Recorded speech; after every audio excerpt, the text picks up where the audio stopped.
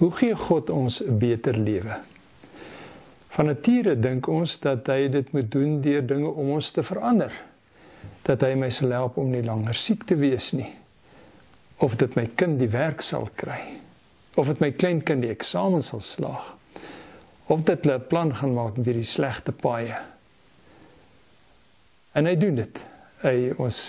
God doen dit vir ons, maar sy geliefkoeste manier is om aan ons te verander. Dit het by verre ook die grootste effek op ons lewe en ons lewenskwaliteit. Kom ons kyk vandag daarna. Here, as u besig is met u meesterwerk, u onbeskryflike plan om die wêreld beter te maak, dan weet ons dat ons aan die voete wil sit en nie net wil kyk wat u doen nie, maar ook by u wil leer wat u doen. Kom praat vandag met ons, verander ons. Ons bid dit in Jesus se naam. Amen. Ons lees vandag 1 Samuel 2. Nou 1 Samuel 2 natuurlik is baie sterk gekoppel aan die gedeelte wat dit vooraf gaan. 'n Vrou wat by 'n priester kom by Eli. Die vrou se naam was Hanna gewees en die mooi aangrypende verhaal is sy ernstig bid vir 'n kind. So ernstig dat Eli dink sy is dronk en hy haar dan uit die tempel wil uitvat en sy vir hom sê, meneer, ek is nie dronk nie, ek is net so diep bedroef, ek het net so 'n hankering na 'n kind. En dan sê Eli vir haar, wel, ek bid dat die Here vir jou sal gee wat jy vra. En dan is hulle daar weg. En dan bring Hanna later hierdie kind terug na Eli toe en sê, jy onthou my daai dag, dalk het jy vergeet, maar dit is ek wat gebid het die dag, en as ek jou kan verfris, ek het gebid vir 'n kind, en die Here het my gebed verhoor. Maar die kind was nie vir my nie, die kind was vir die Here, en toe bring sy hierdie klein kleutertjie terug na die tempel toe en sê vir Eli, hier is hy. Ek het hom van die Here afgesmeek, en hy is die Here se.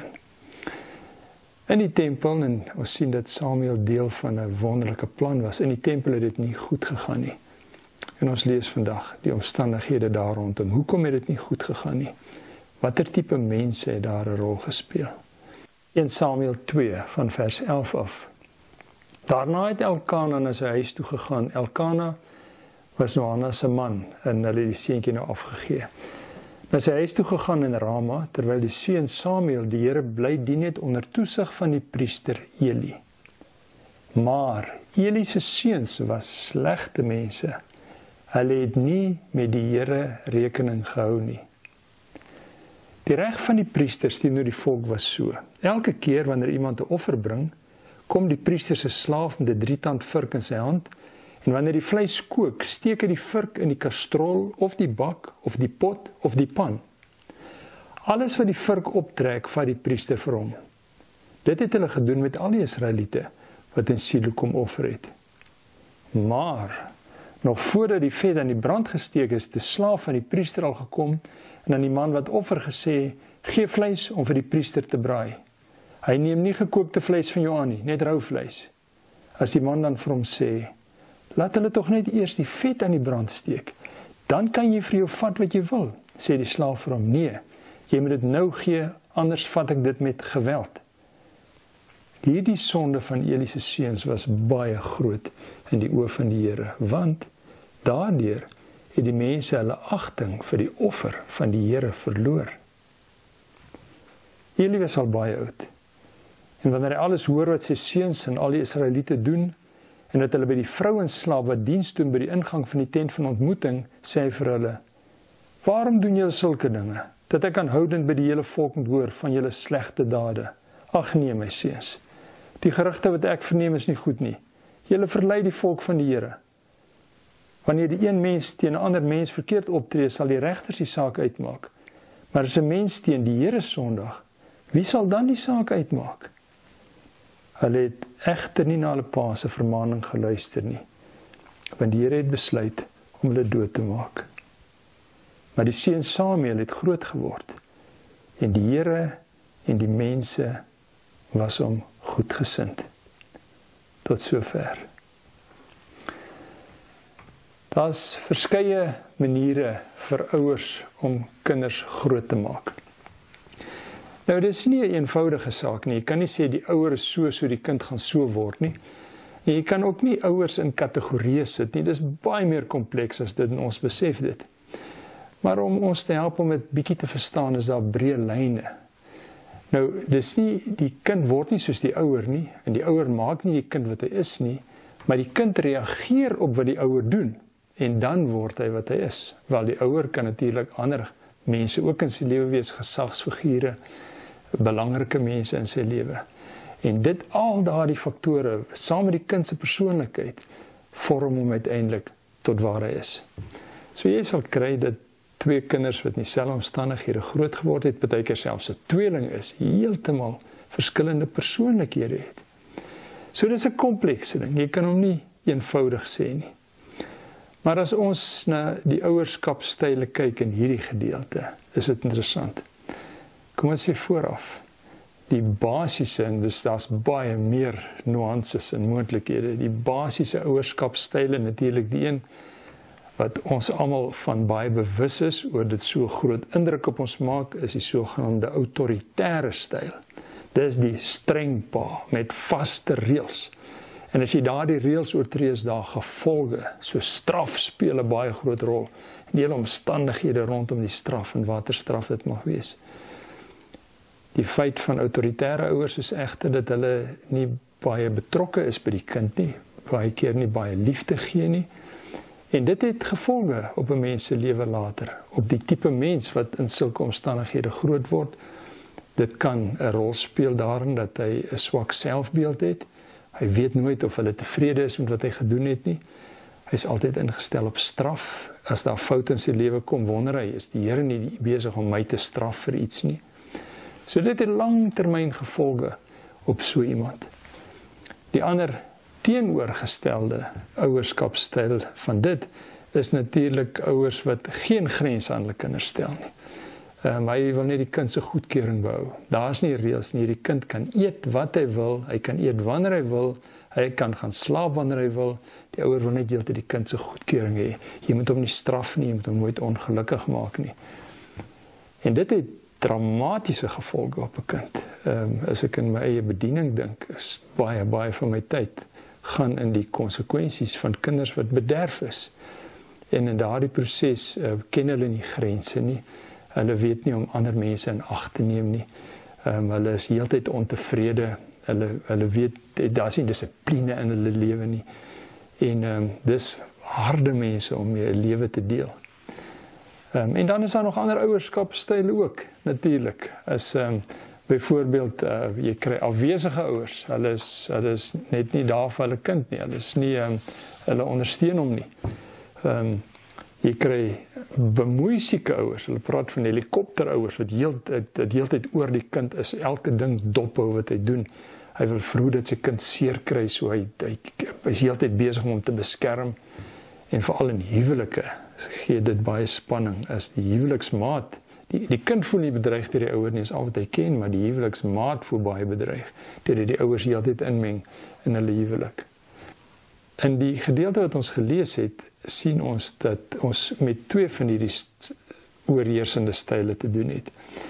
Die een is natuurlik die ouer wat geen grens aan sy kinders stel nie. En dit is wat Eli gedoen het. Sy seuns het net gedoen wat hulle wil, Hofni en Pinehas. En die gevolge was tragies geweest. So hierdie seuns het met niemand rekening gehou nie, het nie geweet van grense nie, mensgrense, respek vir ander mense, en die proses nie eens respek vir God gehad nie. Hulle het God duidelik gesê wat die regte van 'n priester is. Hy kan eet van die kos wat die mense bring om te offer, maar op 'n sekere stadium, en hy kon lekker geëet het, maar hulle wou nie gekookte kos hê nie, hulle wou braaivleis hê, so hulle het die vleis gesoek as hy rou is, en dan hulle knegte gestuur om dit by die mense te gaan wel uiteindelik afneem, want hierdie ou wou dit nie vir hulle gee nie. Hy het met hierdie dier hoe ver gekom, hy het 'n offer wat hy wil bring, hy het goed wat hy met God moet uitklaar. Hierdie is 'n geestelike moment, en hy het 'n jaar gewag vir sy beurt, en hier kom hulle vat sommer sy vleis. En in die proses het daai persoon glad nie met God, by God uitgekom, by hom stil gestaan, sy sonde bely, 'n nuwe lewe begin nie. Die mense het net weer kwaad teruggegaan huis toe. En die gevolg was dat mense God se stem nie meer gehoor het nie. Net weens die feit dat ons 2 bedorwe kinders gehad het, wat die hele tyd hulle sin gehad het, het hulle God se stem stil gemaak. Nou ja, hoe stel God dit reg? Wel, die tragiek is, jy kry hulle, lyk my nie reg nie. As dit erg genoeg is, soos in hulle geval, sê die Here, ek het besluit, ek gaan met hulle afhandel. Ek gaan nie met hulle aan nie, ek gaan oorbegin. Dis tragies as God met jou moet opgee. En dis die gevolg van wie ons word deur die mense wat ons groot gemaak het. Die manier hoe Eli met hulle gepraat het, sy teregwysing het hulle eintlik gespot mee. Hulle het glad nie ernstig geneem nie. Glad nie agting vir hom gehad of die raad wat hy gegee het nie. Daarteenoor is daar 'n ander voorbeeld van iemand en dit is 'n seentjie, 'n jong seentjie. Sy naam is Samuel. Sy ma het hom anders groot gemaak. Mense sou juist dink dat sy hom so sou groot maak, omdat sy hom net vir 'n rukkie sou hê, sou sy hom wil bederf en net die kansie saam met hom gebruik en die lekkerste kos vir hom gee en hy kan maar 'n bietjie laat gaan slaap en doen wat hy wil. Maar die teendeel is, sy het dit nie gedoen nie. En sy lei ons na ander, die regte ouerskapstyl en dit is 'n autoritatiewe styl.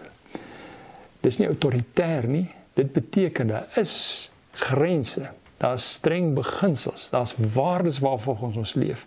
Daar's dinge wat ons nie doen nie, daar's maniere wat ons nie praat nie. En hierdie ding is vir ons geweldig belangrik. Maar saam met hierdie streng reëls kom daar baie liefde. En hierdie 2, liefde en sterk grense. Dit is wat 'n kind en wat elke mens nodig het. En dis baie interessant hoe sy hierdie kind groot gemaak het. Hoe sy natuurlik vir hom duidelike waardes gegee het en ons kan dit sien in die gevolge later, die rol wat hy in die volk se lewe gespeel het. Die sterk respek wat hy by hulle gekweek het vir God, die sterk respek wat hy vir gesag gehad het. Ons weet toe Eli die nag gedink het dat Samuel het gedink is Eli wat hom roep en toe Eli het weer gedink Samuel het 'n slegte droom gehad en uiteindelik sê Samuel, toe besef hy, maar dis die Here wat praat en hy sê vir hom, spreek Here, die diensknegt luister.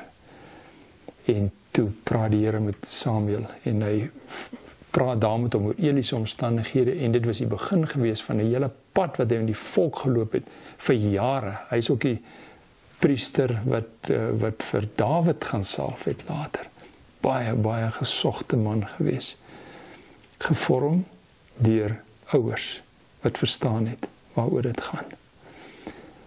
En besef ons hoe 'n groot deel van ons lewe aan die een kant is gespeel deur mense wat ons gevorm het. Ons waardes is deur mense gevorm. Maar ten spyte van alles wat mense gedoen het, is daar nog goed wat aandag nodig het. Party goed moet ingrypend reggestel word. Party goed moet daar net 'n klein koersaanpassingkie kom. Maar heeltyd in elkeen van ons se lewens is daar nog werk. Maar daai mense is nie meer daar nie. Hulle het hulle waardes vir ons gelos. Maar ons het meer as hulle waardes nodig. Ons het iemand lewens nodig. En dis wie die Here vir ons word. So die Here is besig om heeltyd aan ons te verander. Soos Romeine 12 sê, hy is besig om ons denke te vernuwe. Ons nuwe perspektief op die gewone goed te gee. Die omstandighede bly redelik dieselfde, die moeilikhede bly dieselfde. Maar ek het 'n ander uitkyk op my omstandighede. En daar wil die Here 'n rol speel. So 'n groot deel van ons geloofslewe het te maak met as ons stilte tyd hou na die Here toe gaan en sê, Here, wat wil U aan my verander? Wat wil U weg hê? Wat wil U beter maak? Werk met my. En by verre die grootste deel van ons godsdienstoefening het te maak met dit wat die Here aan my verander. Maar die tweede ding is, die Here doen nie die verandering in my nie, hy gebruik my ook om ander te verander. Ek is die een wat in mense se lewens is, wat die Elkana is, of die Hanna, of die Eli. En ek is die een wat 'n rol speel in ander mense se lewe. Veral as dit nog mense naby aan is, my kinders of my kleinkinders, is ek die een wat hierdie selfde beginsels bly gehoorsaam. Sterk waardes, duidelike grense, maar baie liefde.